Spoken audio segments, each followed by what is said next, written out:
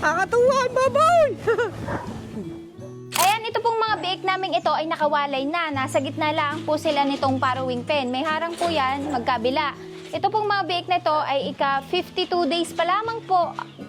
Pero ang lalaki na. Masikip na po sila dito kaya dadalhin na po namin sila dun sa Lumang Ulbo.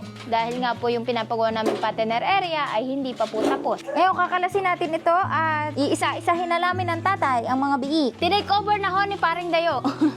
At mas mabilis daw siya kaysa sa akin.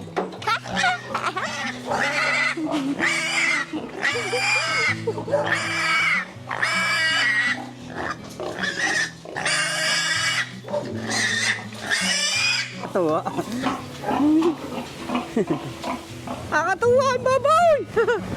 Makikita nyo naman po sa mukha namin ng tatay ang saya at galak dahil tuwan-tuwa kami at mabibigat ang aming mga alaga. Ito pong mga biik na ito ay magdadalawang buwan pa lamang po simula nang sila ay sinilang at kita nyo naman po kung gaano sila kalulusog at kalalaki. Dito po ay masasabi ko sa inyo na kapag ka nag-alaga po tayo ng hayop ay kailangan may kasamang pagmamahal para makita po natin ang resulta ng ating pinagpaguran. Nakakapagod man pero masarap sa pakiramdam. Ang mga biik po na ito ay kailangan naming ilipat ulit dito sa aming Lumang Ulbo dahil yung isa po naming inahin ay mga nganak na din. Laking pasasalamat po namin ng tatay dahil kahit papano po ay unti-unti na kaming nakakabawi. Nung una po ay medyo nahihirapan pa kami ng tatay kung paano ang gagawin. Ngayon po ay medyo nagagamay na namin ang pagpapalaki sa aming mga alagang baboy. Ika nga lahat ng bagay ay matututunan mo kung gugustuhin mo. Sa mga nagtatanong po dyan kung bakit po malalaki ang aming mga biik, ang pakain po namin dito ay Pigrolac Early Win Super Start na po. Nagsimula po ang pagpapakain namin ng Super Start sa ika 36 days po ng aming mga biik hanggang sa ito pong mga ito ay umabot ng 60 days.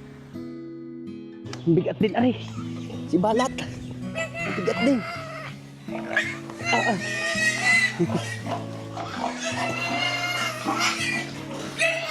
Inirekomenda po na ang pagpapalit po ng starter feeds mula sa free starter feeds ay gawin kung ang mga biik po natin ay may sapat ng kakayahan na tumunaw ng pagkain na may mas mataas na fiber. Ito po ay karaniwang ginagawa sa timbang na 18 to 20 kilos pataas at edad na 2 buwan na po ang ating mga alaga. Nang sa gayon po ay hindi mabigla ang ating mga alaga at kaya na po nilang tunawin ang kanilang kinakain. Ito pong practice na ito ay iwas pag-aalala at happy farming po sa ating lahat.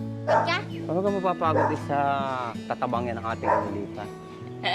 Masaya ka naman kahit pagod ka. Ay, ano naman. Bakit ka hindi sasaya ay? Ano ba yan? Kakaligo mo lang. Amoy baboy ka na ulit. Walang problema. Aanak na uli yung isa. Mamaya. Mamaya, oy. Ikaw na ulit ang kumadrono. Ngayon ho ay salamat sa panonood ng aming mga vlog. Ngayon ho, subaybayan nyo ulit ang paglaki ng aming mga alagang biik. At ngayon po ay nailipat na ulit namin sila dun sa Lumang Ulbo. Napakalaki ng pakinabang noon dahil nga itong aming pinapagawa ay hanggang ngayon, hanggang ngayon ay hindi pa tapos. Pero yan nyo, darating din ang tamang panahon. Lahat ng bagay ay may dahilan. Ngayon, ipapakita ko po sa inyo ng kaunti ang aming elevated partner area. Kaya I-beam po ang ginamit namin kasi ito po yung paglalapatan namin ng precast, yung molder. Dahil mas matibay ito. Yung magiging sahig po nila, yung precast, yun po ay solid na simento at buhangin. Para nga po elevated, kita nyo naman. Para po ang pupo nila ay sa baba lang papatak at hindi po nila mahihigaan. Mas madali na rin po maglinis. At high ceiling yan.